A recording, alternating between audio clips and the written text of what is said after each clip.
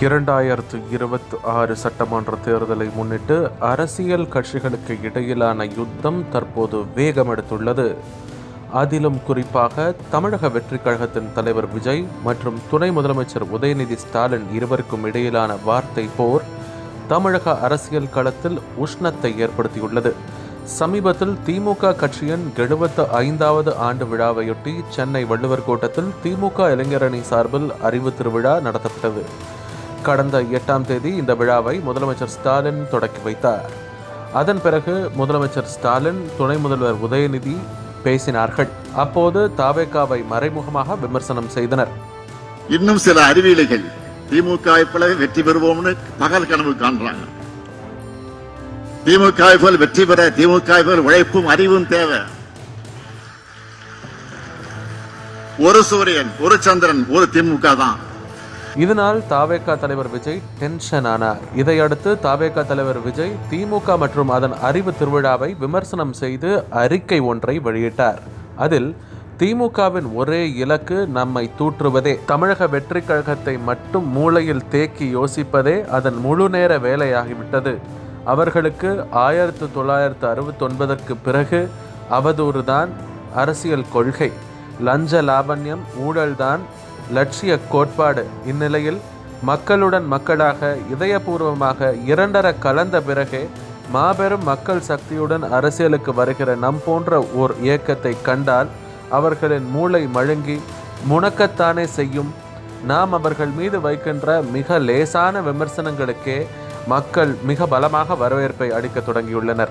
அறிவு திருவிழா என்று பெயர் வைத்துவிட்டு முழுக்க முழுக்க தமிழக வெற்றிக் கழகத்தை மட்டுமே மறைமுகமாக திட்டும் திருவிழாவாக அதை மாற்றியதிலேயே அது அறிவு திருவிழாவாக இல்லாமல் அவதூறு திருவிழாவாகத்தானே மாறியது என்று கூறியிருந்தார். விஜயின் இந்த அறிக்கைக்கு திமுகவினர் கடுமையாக எதிர்வினையாற்றி இருக்கின்றனர். இந்நிலையில்தான் திமுகவின் அறிவு திருவிழாவின் புத்தக திருவிழா இன்று முடிவடைந்தது. இந்த விழாவில் துணை முதலமைச்சர் உதயநிதி ஸ்டாலின் பங்கேற்று பேசினார். அப்போது விஜய்க்கு பதிலடி கொடுத்தார். உதயநிதி ஸ்டாலின் பேசும்போது, இப்போது மக்கள் புதிதாக கிளம்பி இருக்காங்க, நாம் அறிவு திருவிழா நடத்தி 4 நாட்களுக்கு பிறகுதான் அவர்களுக்கு தெரிந்திருக்கிறது. எப்படி அறிவு திருவிழா நடத்துகிறீர்கள், யாரை கேட்டு நடத்துகிறீர்கள், எதுக்காக நடத்துகிறீர்கள் என்று கேட்கிறாங்க. அறிவு இருக்கிறவன் திருவிழா நடத்துகிறான், அறிவு திருவிழாவில் அவர்களே விமர்சித்து பேசுகிறோம் என்று கோபம் வேறு. எப்படி போலீஸை பார்த்தால் திருடனுக்கு பயம் வருமோ, அறிவு என்ற வார்த்தையை கேட்டாலே அவங்களுக்கு அலர்ஜி. சுகாதாரம் பற்றி பேசினால் கிருமிகளை பற்றி பேசாமல் இருக்க முடியுமா?